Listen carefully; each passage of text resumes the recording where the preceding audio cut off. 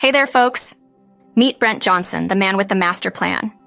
Now, don't click away just yet because what Brent's got to say about the future is mind-blowing, and it affects all of us, no matter where you are in the world. Picture this. After the big financial crisis, central banks hit the jackpot and started printing money like it was going out of style. They did this for years, flooding the market with what Brent calls liquidity, basically loads of cash. But here's where it gets interesting. Around 2015-2016, the US decided to stop stirring the milkshake and began raising interest rates. Why does this matter? Well, because higher interest rates are like magnets, attracting money from all over the world. And guess what? The US still had higher rates than places like Japan and Europe, which had negative interest rates. Now, here's where it gets even more fascinating. The US has a few superpowers: the global reserve currency, the almighty dollar, the world's dollar payment system, the biggest military, and the deepest capital markets. All of these make the US a giant vacuum cleaner, sucking up all the money printed worldwide. So whether you love it or loathe it, the dollar is the lifeline for countries like Argentina, Turkey, China, Brazil, France, and well, pretty much everyone on the global stage. Think about it like this. Even if you're not a fan of the dollar, it's like the universal language of finance. You can't escape it. It's the backstage pass to the world economy. So, when Brent talks about the dollar, he's basically telling us the keys to the kingdom. In a nutshell, buckle up, folks. Brent Johnson's vision of the future might just change the way you see the world economy. So stick around, grab some popcorn, and let's dive into this financial roller coaster together. Hold on to your seats, folks. We're diving into the dollar milkshake theory, and it's a wild ride you won't want to miss. So here's the million-dollar question, pun intended. If central banks are churning out money like there's no tomorrow, why isn't gold skyrocketing like a SpaceX rocket launch? Well, Brent Johnson's got some answers that'll leave you scratching your head. You see, there are folks out there who'd love to dethrone the dollar from its throne. But let's face it, they haven't succeeded just yet. And to be brutally honest, their efforts might be a tad too little, too late. But what's this got to do with the dollar milkshake theory, you ask? Great question. If there are so many fake dollars floating around, they call them fiat, why isn't everyone ditching their cash and rushing to buy gold like it's going out of style? Well, my friends, it all depends on where you're sitting and what currency you're dealing with. In some places like Argentina or Turkey, gold's looking like a superstar right now. It's hitting all-time highs and it's practically doing cartwheels in other currencies, except the almighty dollar. Now here's where it gets interesting. Some folks think of gold and the dollar as sworn enemies like Batman and the Joker, but Brent's got a plot twist for you. He believes that, in the not-so-distant future, gold and the dollar might just join forces and rise together. Why? Well, because Brent sees gold as the market's true superhero. If we lived in a perfect world with no meddling governments, central banks, or pesky legal tender laws, gold might just be the one and only money of choice. But you guessed it, we don't live in a fairy tale world of free markets. No matter how much we wish for it, governments and central banks love to play in the sandbox, influencing the game. So, hang on tight, because the dollar milkshake theory is a roller coaster of economic twists and turns that'll leave you questioning everything you thought you knew about money. All right, folks, grab your popcorn because we're about to spill the beans on why governments around the world aren't exactly keen on a gold standard. First things first, let's admit it. Politicians love to make promises they can't keep, and voters eat those promises up like candy. So, why on earth would governments want to tie themselves down to a gold standard where they can't just spend more than they earn whenever they feel like it? The truth is, they wouldn't. Governments, not just the US, like to have the freedom to splurge like it's Black Friday every day. So don't expect them to willingly jump back into the golden handcuffs of a gold standard. They'll put up a fight like your cat when it's bath time. Now let's talk about what's changed since the pre-corona era and the current post-corona world. Before, we thought the US would just do a bit of milkshake mixing, and the rest of the world would go nuts with their blenders. But guess what? Now it seems like Uncle Sam has joined the milkshake party, and he's not just mixing, he's chugging it down. What's happening is that while the whole world is printing money left and right, a big chunk of that cash is flowing straight into the US. It's like a global financial magnet, attracting all that sweet liquidity. But here's the plot twist, that money isn't just sitting there in piles of cash. Nah, it's going to places that offer a bit more oomph than your typical savings account. Think about it. Some of that dough is finding its way into companies like Coca-Cola, IBM, Electronic Arts, or Microsoft. Businesses that not only have growth potential, but might even throw in a juicy dividend for good measure. So whether you're trading or investing, it's all about riding this global financial wave and figuring out where to park your cash. Just remember, in this ever-changing financial landscape, adaptability is your best friend. Now, isn't that a piece of financial wisdom you can take to the bank? So stay tuned, stay savvy, and keep riding that milkshake wave. Now let's talk strategy. Picture this. You're chilling in Argentina and you've got some extra savings to play with. You could park it in the good old US dollar, and if the Argentine peso takes a nosedive, which it often does, you've just scored yourself a 10% win. But why stop there? Let's say you're savvy and you decide to throw some cash into Coca-Cola.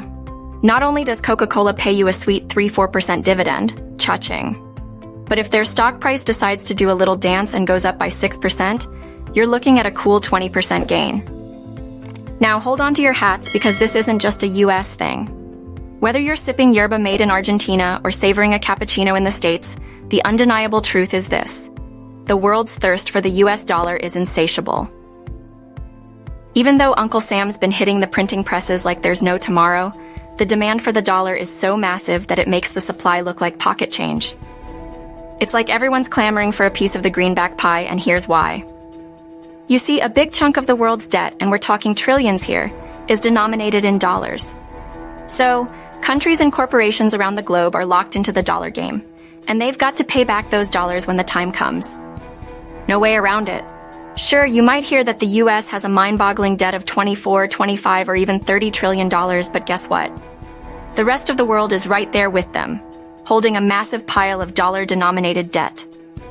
So, whether you're a dollar devotee or a gold enthusiast, remember this. The greenback still reigns supreme, and the world can't get enough of it. It's like the Beyoncé of currencies, and it's here to stay. So keep those investment strategies sharp, folks, and ride that dollar wave like a pro. Hold on to your hats, folks, because we're about to dive deep into the wild world of the almighty dollar and its impact on the global economy. You see, the world's hunger for the US dollar is insatiable, and here's why. Countries and corporations worldwide are swimming in a sea of dollar-denominated debt. They've got to pay back those loans with interest, and guess what they need? Yep, you guessed it, more dollars. Now here's the kicker.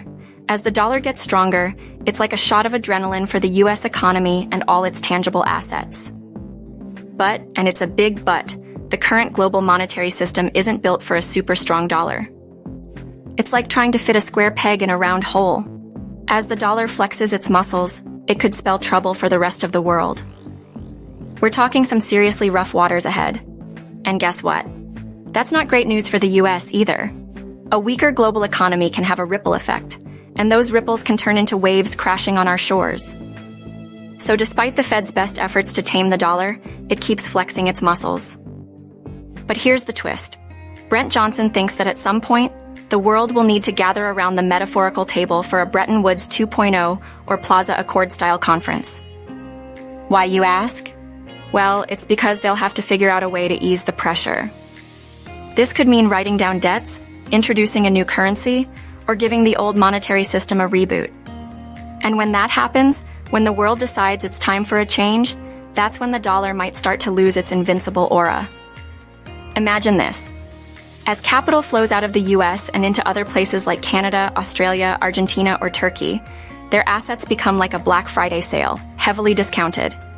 And as the dollar loses its appeal, its value could take a dip. So keep your eyes peeled, investors. That could be the moment to snag some bargains abroad while the dollar takes a breather.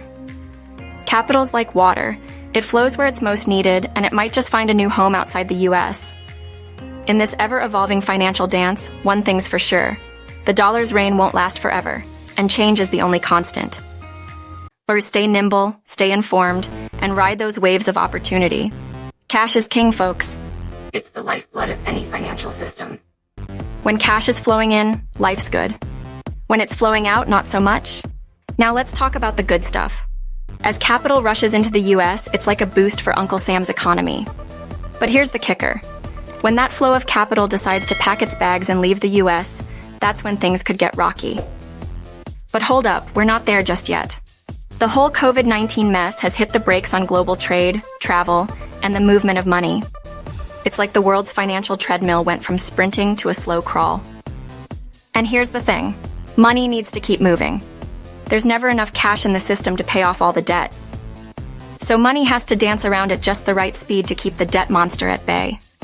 But when money decides to put on its slippers and lounge around instead of hitting the dance floor, trouble brews. That's when people start missing payments, defaults become the norm, and you're looking at a credit contraction, the financial equivalent of a deflated balloon. So what's the central bank's superhero move to counteract this sluggish money dance? They pump in liquidity, like throwing a party with free drinks to get people on the dance floor. Now here's the twist in this tale. With COVID-19 slamming the brakes on the global economy, it's putting even more pressure on an already strained situation. It's like trying to run a marathon with a backpack full of bricks. But here's where it gets interesting. While the world's been printing dollars and currencies like there's no tomorrow, all that money is just waiting in the wings.